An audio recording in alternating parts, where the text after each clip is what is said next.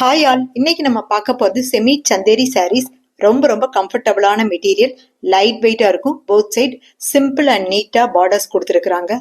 அஜ்ரக் பிரிண்ட்ல பல்லு and blouse வந்திருக்குது.